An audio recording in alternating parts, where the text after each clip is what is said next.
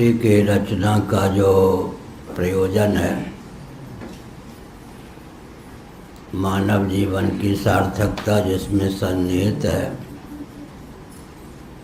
उसका बोध हुए बिना विकास को परिभाषित करने पर विनाश ही प्राप्त होता है। फिर से सुनिए, सृष्टि की संरचना का जो प्रयोजन है, मानव जीवन की सार्थकता जिसमें सन्निहित है, उसका बोध प्राप्त किए बिना विकास को परिभाषित और क्रियान्वित करने पर विनाश ही प्राप्त होता है। आज पूरे विश्व में विकास को जिस ढंग से परिभाषित और क्रियान्वित करने का प्रकल्प चल रहा है, उसके गर्भ से विनाश प्राप्त हो रहा है, क्योंकि सनातन सिद्धांत के अनुसार सृष्टि की संरचना के प्रयोजन का ही ज्ञान लोगों को नहीं है। मूल में ही भूल है। श्रीमद् भागवत 10वां स्कंध अध्याय 87 श्लोक 2 वेद स्तुति का दूसरा श्लोक सृष्टि की संरचना का प्रयोजन बताता है। बुद्धीन्द्रिय मन प्राणान जनानाम असदत् प्रभु मात्रार्थम च भवार्थम च आत्मने कल्पनाय च। महासर्ग के प्रारंभ में सच्चिदानंद स्वरूप सर्वेश्वर ने आकाश, वायु, तेज, जल, पृथ्वी से मंडित सृष्टि की संरचना की। अकृतार्थ जीवों को कृतार्थता का अवसर प्रदान करने की भावना से उन्होंने देहेंद्रीय प्राणांतःकरण से युक्त जीवों को प्रदान किया। पुरुषार्थ चतुष्टय के लिए 4 शब्दों का प्रयोग हुआ है। मात्रार्थम च भवार्थम च आत्मने अकल्पनाय च। वैशेषिक दर्शन के दूसरे सूत्र के माध्यम से पुरुषार्थ चतुष्टय को 2 शब्दों में ख्यापित किया गया। यतोऽभ्युदय निश्रेयस सिद्धि सधर्म। अभ्युदय और निश्रेयस, जिसको भोग और मोक्ष कहते हैं। यतोऽभ्युदय निश्रेयस सिद्धि सधर्म। अब विचार करके देखें, जिन 7 मान बिंदुओं का नाम लिया गया, वे सुरक्षित हैं या नहीं? उन्हें विकृत और विलुप्त करने का षड्यंत्र चल रहा है विकास के नाम पर।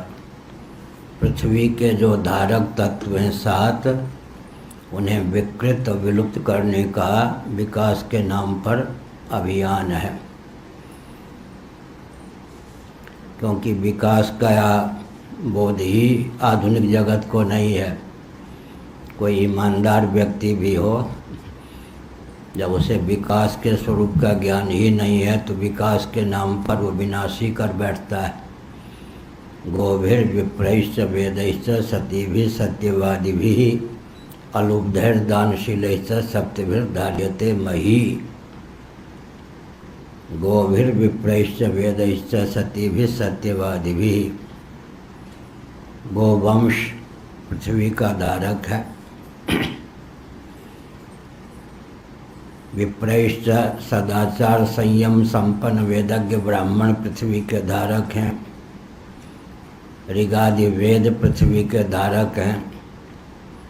सती साध्वी पतिव्रता देवियाँ पृथ्वी के धारक हैं। सत्यवादी पृथ्वी के धारक हैं। निर्लोभ व्यक्ति पृथ्वी के धारक हैं। दानशील पृथ्वी के धारक हैं। गोभिर्विप्रैश्च वेदैश्च सतीभिः सत्यवादिभिः अलुब्धैर्दानशीलैश्च सप्तभिर्धार्यते मही। 7 का विलोप, 7 में विकृति और 7 के विलोप का प्रकल्प चल रहा है। और भी 7 हैं। महाभारत धर्मः कामश्च कालश्च वसुर्वासुकिरेव च अनंतः कपिलश्चैव सप्तैते धरणीधराः। धर्मः कामश्च कालश्च वसुर्वासुकिरेव च अनंतः कपिलश्चैव सप्तैते धरणीधराः। धर्म नामक पुरुषार्थ का स्पष्ट ही उल्लेख कर दिया गया है। कामः दूसरा पुरुषार्थ है काम, उसका भी वर्णन कर दिया गया। कालश्च वसुर्वासुकिरेव च वसु और वासुकी अर्थ नामक पुरुषार्थ के द्योतक हैं। चल अचल दो प्रकार की संपत्ति होती है, दो के अधिदैव का नाम लिया गया, वसु और वासुकी। अष्टवसु हैं, वासुकी नाग हैं। धर्मः कामश्च कालश्च वसुर्वासुकिरेव च अनंतः कपिलश्चैव। मोक्ष नामक पुरुषार्थ का सीधे नाम न लेकर परा अपरा विद्या के आचार्य का नाम ले लिया गया। अनंत माने शेषनाग और कपिल भगवान। तो पुरुषार्थ चतुष्टय और इनके मूल में काल 7 का 5 में अंतर्भाव हो जाता है। धर्म अर्थ काम मोक्ष और काल ये पृथ्वी के धारक सिद्ध हैं। धर्मः कामश्च कालश्च वसुर्वासुकिरेव च अनंतः कपिलश्चैव सप्तैते धरणीधराः। धर्म को लेकर विचार करें। अमरकोश के अनुसार, मत्स्य पुराण के अनुसार धारणात् धर्मः, धारक का नाम धर्म है। जो धारक होता है उद्धारक भी होता है। स्वरूप है धारक, फल है उद्धारक। धारक और उद्धारक, उद्धार, धारण और उद्धार, उद्धरण, उद्धार। तो धर्मः कामश्च धारणात् धर्मः। धर्म को हम किस ढंग से परिभाषित करें कि पूरा विश्व उसके प्रति आस्थान्वित हो। धारणात् धर्मः, जो धारक होता है वो धर्म है। धर्म के दो भेद होते हैं, भूत कोटि का धर्म और भव्य कोटि का धर्म। भूत का अर्थ होता है सिद्ध, भव्य का अर्थ होता है साध्य। सिद्ध कोटि का धर्म और साध्य कोटि का धर्म। पार्थिव प्रपंच, पृथ्वी के कार्य का नाम है पार्थिव। पार्थिव प्रपंच का धारक पृथ्वी तत्व है। इसे तो मानेंगे भौतिकवादी या नहीं? क्योंकि जो भी पार्थिव वस्तु होती है उसकी उत्पत्ति पृथ्वी से, उसकी स्थिति पृथ्वी से, उसकी समृद्धि पृथ्वी से सिद्ध है। समृद्धि माने संभार। पार्थिव प्रपंच का उदय विलय निलय स्थान पृथ्वी है, इसलिए पृथ्वी धारक है। पृथ्वी का धारक कौन होगा? सन्निकट निर्विशेष का नाम उपादान होता है, उपादान धारक होता है। जल, जल का धारक कौन है? अग्नि, अग्नि का धारक कौन है? वायु, वायु का धारक कौन है? आकाश, आकाश का धारक कौन है? आत्म तत्व, निर्विशेषता की अवधि। इस ढंग से अगर हम धर्म को परिभाषित करेंगे तो दार्शनिक, वैज्ञानिक, व्यावहारिक भी धर्म के प्रति आस्थान्वित हुए बिना नहीं रहेंगे। भूत कोटि का, सिद्ध कोटि का धर्म इस प्रकार से। कठोपनिषद में आत्मा का नाम धर्म है, क्योंकि सबका धारक परमात्मा तत्व, भगवत तत्व या आत्म तत्व है। धारणात् धर्म। सिद्ध कोटि का जो धर्म है उसका खंडन कोई नहीं कर सकता। पार्थिव प्रपंच का धारक पृथ्वी तत्व, पृथ्वी का धारक जल, जल का धारक अग्नि, अग्नि का धारक वायु, वायु का धारक आकाश, आकाश का धारक आत्म तत्व। बीज की दृष्टि से अव्यक्त, अव्यक्त का अधिष्ठानात्मक धारक आत्म तत्व। यह साध्य कोटि का धर्म। साध्य को कहते हैं भव्य अनुष्ठेय। यज्ञ दान तप व्रत वर्ण धर्म आश्रम धर्म। यज्ञेन दानेन तपसा नाशकेन ब्राह्मणा विदिशन्ति यज्ञो दानं तपश्चैव पावनानि मनीषिणाम्। बृहदारण्यक उपनिषद और गीता का 18वां अध्याय। यज्ञो दानं तपश्चैव पावनानि मनीषिणाम्। यज्ञ मुट्ठी खोलनी पड़ेगी, यज्ञ करना चाहेंगे। यज्ञ का स्वरूप क्या है? कस्मै देवाय हविषा विधेमा, द्रव्य और देवता, ये यज्ञ का स्वरूप है। कस्मै देवाय हविषा विधेमा, देवता के निमित्त द्रव्य का त्याग। तो द्रव्य और देवता का संवेद स्वरूप ही यज्ञ है। मत्स्य पुराण में 2 द्रव्य और देवता को 7 और रूपों में ख्यापित किया गया, 9 बताया गया। तो यज्ञो दानम तपश्चैव पावनानि मनीषिणाम। यज्ञ करना होगा तो मुट्ठी खोलनी होगी, दान के लिए भी मुट्ठी खोलनी होगी। व्रत करेंगे तो अन्न जल का संयम करना होगा, त्याग करना होगा। तप करेंगे तो भोग का त्याग करना होगा। यज्ञ दान तप और व्रत, इनके द्वारा जीवन परिमार्जित होता है। समष्टि के हित में अपने जीवन का उपयोग और विनियोग करने के लिए यज्ञ दान तप और व्रत का अवलंबन लेना चाहिए। त्यागात् शान्तिरनन्तरम, देवता के निमित्त द्रव्य का त्याग। ते देवा भावयन्तु वः परस्परं भावयन्तः श्रेयः परमवाप्स्यथ। गीता। फव्वारा देखा है, नीचे से जल ऊपर जाता है, वर्षा होती है ऊपर से जल नीचे आता है। ते देवा भावयन्तु वः परस्परं भावयन्तः श्रेयः परमवाप्स्यथ। फव्वारे की तरह हम ऐसा कर्म करें कि देवमंडल परिपुष्ट हों। फिर देवता क्या करेंगे? वृष्टि के माध्यम से आशीर्वाद देकर हमको हर प्रकार से परिपुष्ट करेंगे। परस्परम भावयन्तः श्रेयः परमवाप्स्यथ। ते देवा भावयन्तु वः। गीता 4वां अध्याय। यज्ञ दान तप और व्रत। यज्ञ करेंगे तो मुट्ठी खोलने की आवश्यकता होगी, दान देंगे तो मुट्ठी खोलने की आवश्यकता होगी, व्रत करेंगे तो अन्न जल पर संयम करना होगा, तप करेंगे तो भोग का त्याग करना ही होगा, सुख का त्याग करना होगा। तो यज्ञमय जीवन, यज्ञ दान तप और व्रत, फिर वर्ण धर्म और आश्रम धर्म। यज्ञ दान तप और व्रत का खंडन तो लोग कम करते हैं।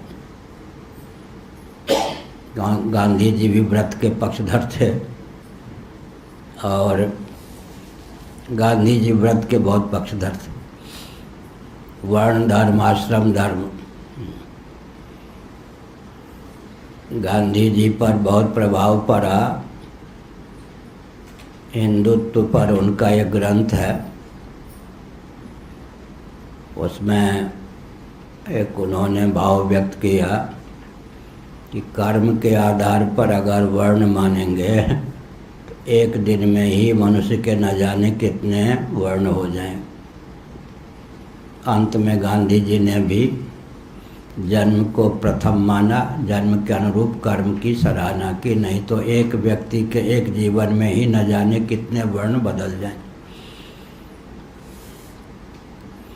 कुछ लोग अशोक सिंघल जी के समय से एक विचित्र विभीषिका चला दी गई कि जाति हमारे लिए खतरनाक है, बाधक है, उत्कर्ष में अवरोधक। हम वर्ण को मानते हैं, जाति को नहीं मानते। एक बीमारी फैला दी गई। जाति धर्मा कुल धर्मा च शाश्वता, अर्जुन का वचन है पहले अध्याय में। यह उत्तर पक्ष है। जिस वचन का खंडन नहीं है, उत्तर पक्ष है। ऐसा तो नहीं कि अर्जुन के हर वचन का खंडन निराकरण कर दिया गया हो। जाति धर्मा कुल धर्मा च शाश्वता, अनेकों में अनुगत एक का नाम जाति है।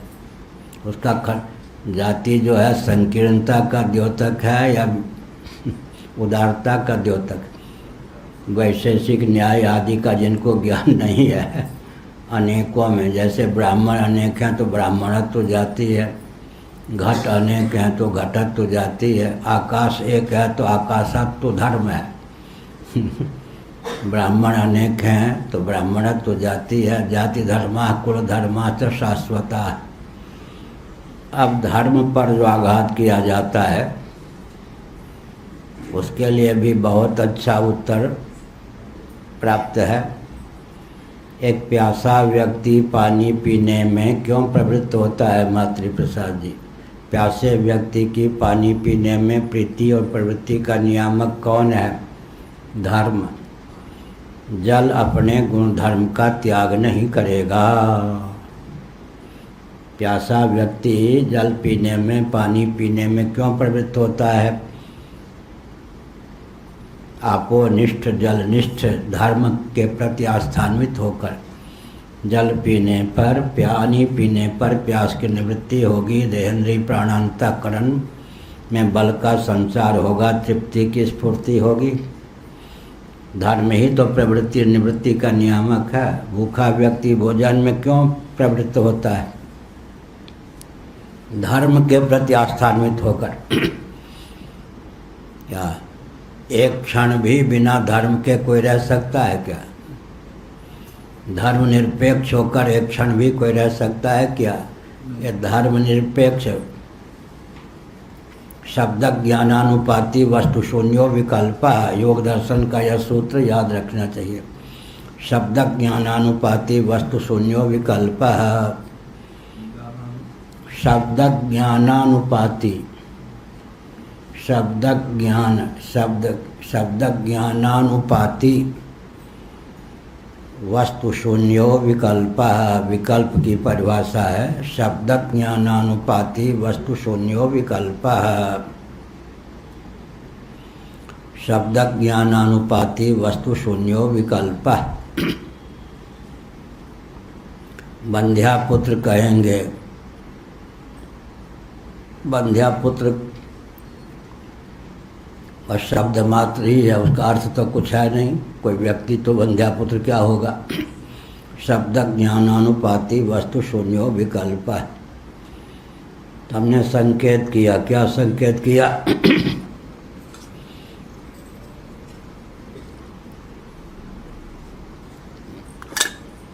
वर्ण धर्म, आश्रम धर्म।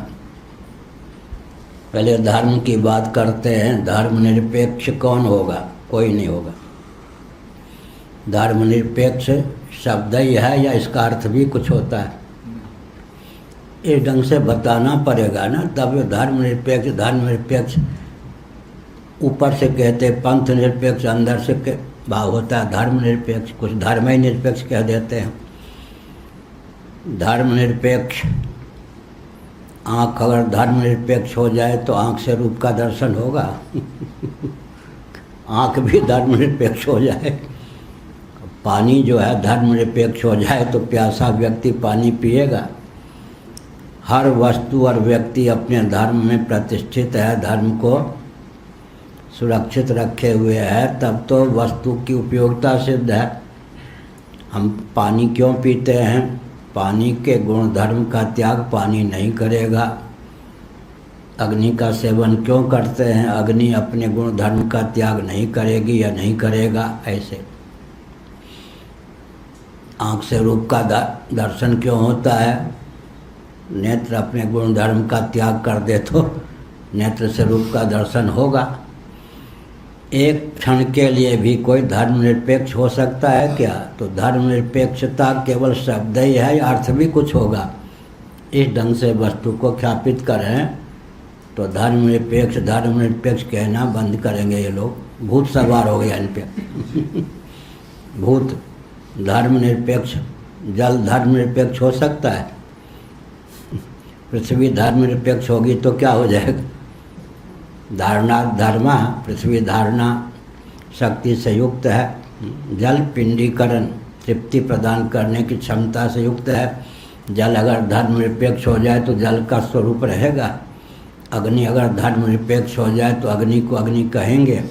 वायु अगर धर्मनिरपेक्ष हो जाए तो वायु का अस्तित्व और उसका महत्व, उसकी उपयोगिता रहेगी क्या? आकाश अगर धर्मनिरपेक्ष हो जाए तो किसी भी वस्तु की सत्ता और उपयोगिता गुण धर्म पर निर्भर है, अतः कोई भी वस्तु धर्मनिरपेक्ष होती नहीं।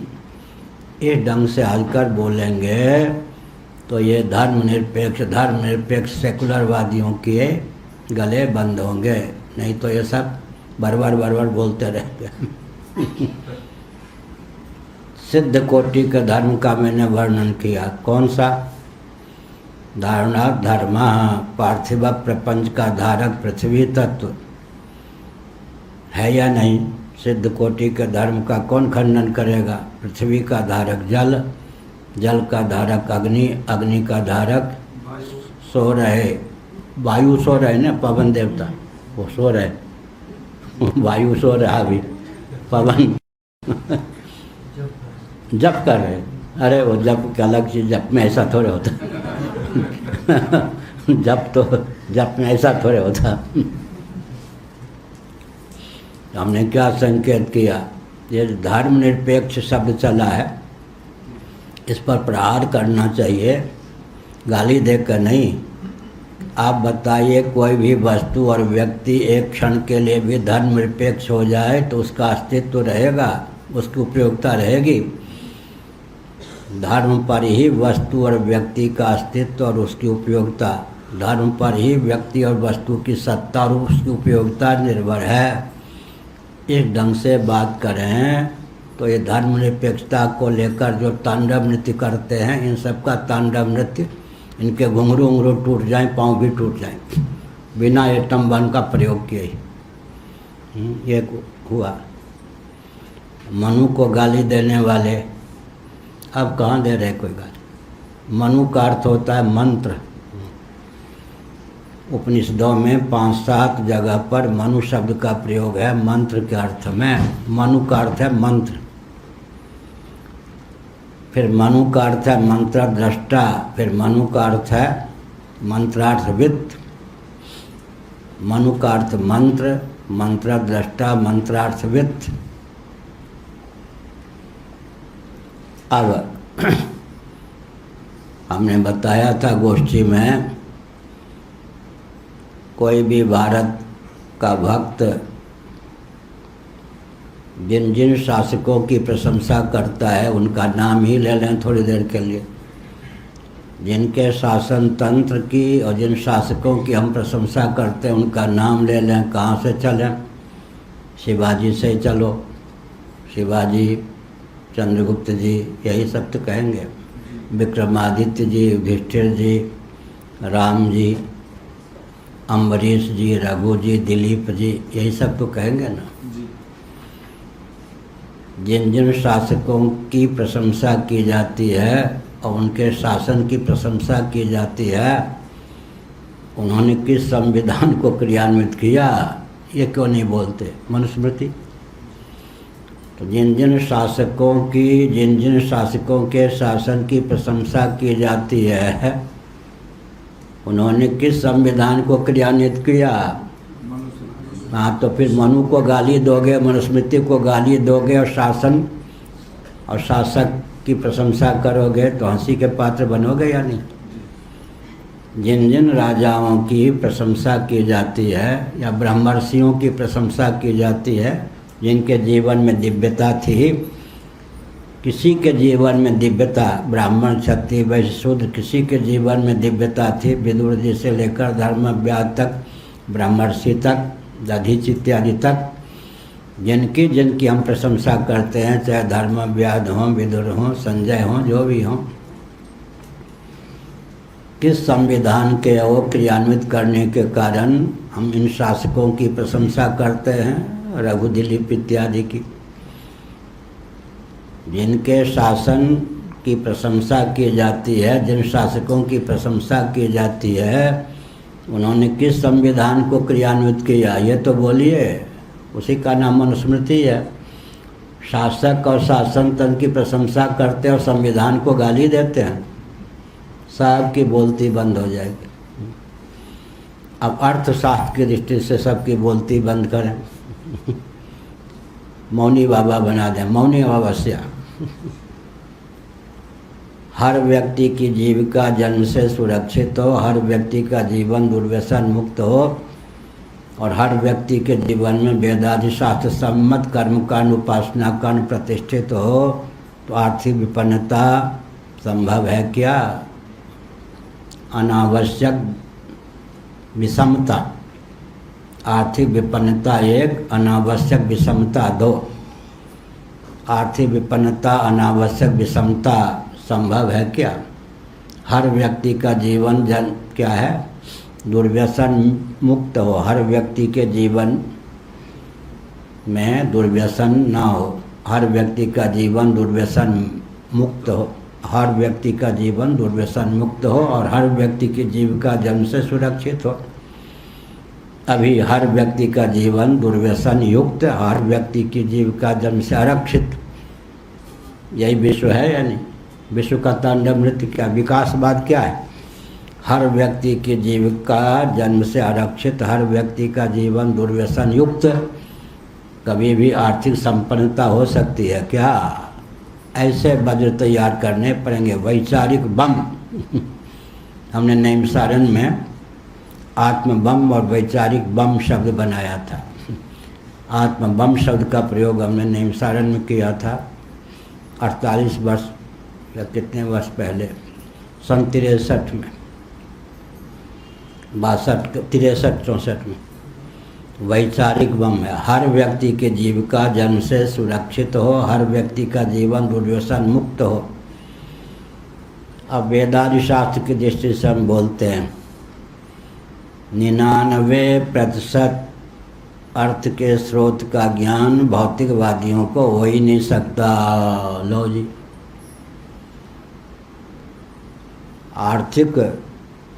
आर्थिक क्रांति, आजकल अर्थ युग है या नहीं? कोई किसी का नहीं है, नामा टक, बस नामा इसी को लेकर संबंध। एक देवी ने मुझसे कहा दिल्ली में, महाराज मेरे पति भी नौकरी करते हैं, मैं भी नौकरी करती हूँ, मैं भी स्वावलंबी हूँ, वो भी स्वावलंबी हैं, फिर मैं उनकी आज्ञा क्यों मानूं? बताइए। सच्ची बात है। 5-6 साल पहले मैं सर्विस करती हूँ, मैं उनके दिया हुआ भोजन नहीं करती हूँ, स्वावलंबी हूँ। तो हमने कहा कि ये अर्थ के आधार पर पति पत्नी का संबंध है, धर्म के आधार पर? ये बताओ, अर्थ के आधार पर पति पत्नी का संबंध है या धर्म के आधार पर? तो चुप रह गए। क्या अर्थ हुआ? इसलिए हमने संकेत किया 99% अर्थ के स्रोत भौतिकवादियों को विदित नहीं है।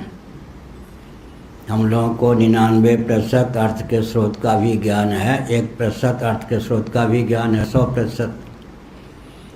वेदादि शास्त्र सम्मत कर्म और उपासना के माध्यम से 99% अर्थ के स्रोत जो भौतिकवादियों को विदित नहीं है, उनका ज्ञान होता है।